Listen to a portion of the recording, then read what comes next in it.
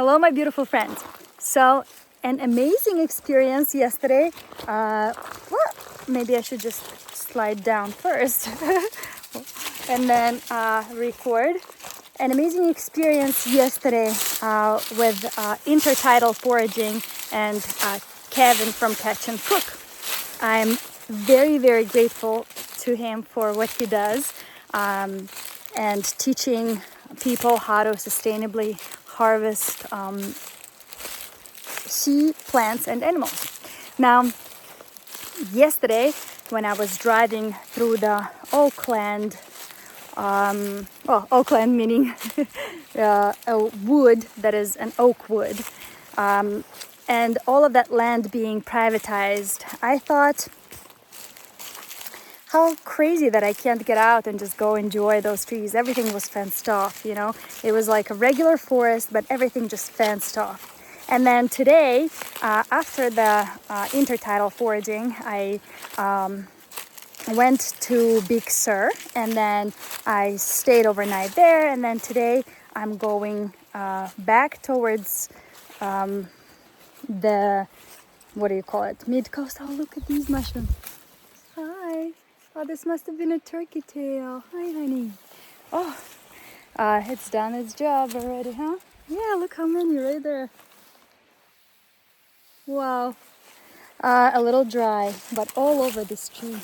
So now I've been crossing across a state park. And this is another form of land that is sort of occupied, but is not being, sorry, there are all these acorns here. So the land that is being occupied, right? It's not, you can't, let's say, come and camp here or indefinitely, like stay overnight here without a permit or without paying a certain fee. So it's not a free land, but I definitely can, which I am doing now, come outside and walk around and go to whatever tree that I want. And that brings me to the point that I think that it is wrong that there is no land that is that has to have rules attached to it. I do understand that looking at what the human beings are capable of, these rules are possibly necessary. But the biggest realization that I came into at this moment is that the freedom is in the eye of the beholder, that it's however you choose to feel about it, right? When I was driving through the private land, I felt some sort of way, like I didn't feel free. I felt like, oh my God, how come, I'm born onto this earth? And then it turns out it's not my home, meaning like I can't just feel at home here. I can't freely move around and go wherever I want. There's all these borders, all these rules, but then realistically, we are already here in this situation, which I think it would be incredible if we would consider ways of returning back to real freedom. But in the situation that we are right now, I'm also realizing that, hey, you know what? I took my car and I drove and I did find a place where I can walk out and just be. And this is freedom in a way, right? It's a freedom of perception. It's a freedom that I took to go and explore, regardless of whose land it is. So yeah, lots to think about. Just my contemplation here, sharing with you that it came to me since I'm here, right? Look at all these acorns. So I'm surrounded by oaks, and I was able to walk and get under the trees. So even though the land is state-owned, right, and I can't, let's say, camp out here overnight and say that, this is just my home, this is Earth, it's my home, I can do whatever I want. Nevertheless, I can walk here, right, and sit here now and do whatever it is that I want to do for the day, right? So that's kind of cool. But there's another thing. Yes, the other thing is that as I'm driving through these forests, there is definitely a human presence, meaning that Forest Service is doing controlled burning, pile burning here in the forest. But besides that, the forest is so overgrown, so many fallen trees and branches, and it's just impossible to walk any further than, let's say, a little bit off the road where I am right now, because of, I'll show you how much debris there is. Now, yeah, let me show you right now. So you see like stuff just piled up. I don't know if you can see it well, but it's wild. And that's another thing that Native Americans would never allow, for things to get this overgrown and this wild, because everything, they were tending to everything, right? Something, what we see right now, it wasn't like that, overgrown and just growing in all different directions. Forests were manicured because we were allowing, not we were allowing, sorry, that is the wrong way to say it, but because land was free, because land did not belong to anyone, but people could live wherever they want. They were able to establish a village. Let's say, oh, I like this spot, there's nobody here. I'm gonna just establish a little village here, and I'm gonna take care of this patch of the land. So that's how it worked, very simple like that. And then there were so many tribelets like that all over the forests, all over the meadows, and all over the coast, and they were all taking care of these little patches of land that were theirs. Now, that is not to say that they didn't claim the lands for themselves. Probably they did. Something is biting me, or just a tree thing got into me like a spike. Now, that is not to say that they didn't have wars where they were like, okay, this is my tribal land. But it was not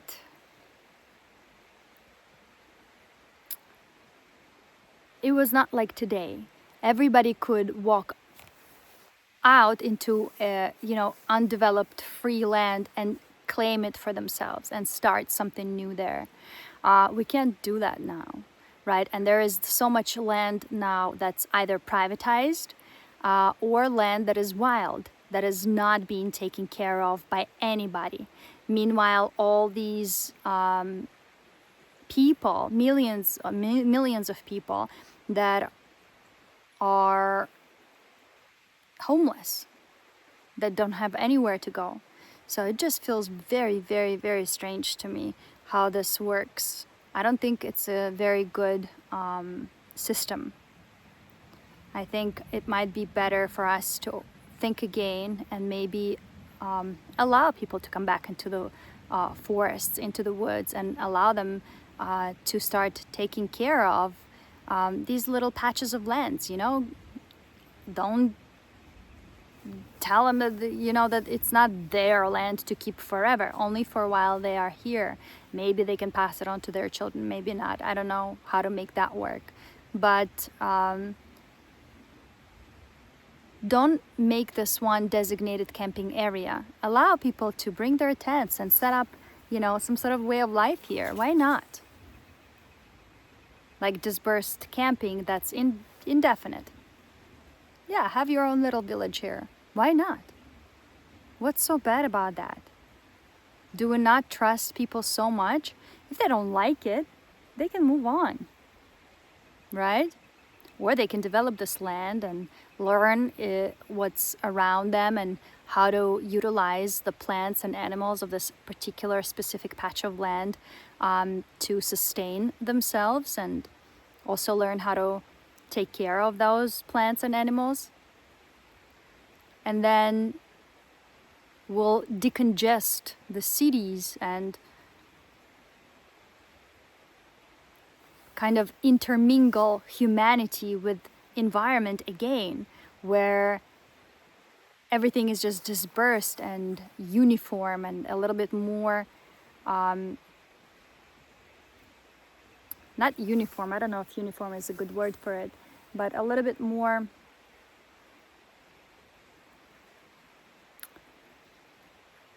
interconnected, right? There are no patches of cities where there's like just so much congestion, like knots in the body, right? But we're gonna massage them out and spread out the people all around the land here, the land that is free to begin, right? We build a free country on a stolen land. We stole it from native people, sold it, or well, first gave it to each other, then sold it for money, for profit to others. And we continue doing it, but it's not leading to good places. And maybe only in this lifetime for you, but you're coming right back here. So you never know how you're gonna come back, in which form, in which location. So always think of future generations, past generations. Think that what your decisions, or if you're creating imbalance, it is affecting the environment. It is affecting the environment around you, the people around you, the land around you. So when you leave, it's not going to magically come back to balance. You have to balance it. You have to balance it right now. So when you go, you come back to a balanced environment. If you don't do it, who will? Please do it. Please start balancing out your piece of environment. And if you have involvement in environmentalism or lawmaking, start moving, start proposing these things, and let's make them happen. Let's take step by step by step, and let's make these things happen. Let's bring everything back to balance. Let's bring people back into the nature. Let's not be afraid that they will do something to nature. Believe me, a person in nature will not do something to it. It's a person who drives in a car through here, who doesn't stay here, who can throw away a bunch of trash and move on. But a person who would live here would not do it. Clarity will come, even to those who are, who would enter, let's say, this forest without being clear. Clarity will quickly arise, and they will, even if they would try to do something that is offensive to nature, like leave trash around or damage or harm the environment, just the waves here, the energies here, they will quickly come into their senses and understand that they are a part of this, but that by harming the environment, they're harming themselves. This will be like a free, what do you call those places? Rehab. All right, think about it. See what you can do. See how you feel about it. And if you feel the same way as I feel, that this is somewhat crazy, that we are born into a land that is not free, that we're born into someone's land. Right off the get-go, it's kind of like we don't have the freedom to move around, freedom of choosing where to go, where to be. See if, meanwhile, there's spaces in nature like these that are so overgrown. Nobody's taking care of them. Let's reconnect these people that don't want to be in the cities and this land that needs someone to tend to her. Let's reconnect them for free. Let's allow them to be together. How do we get there? Let's get there.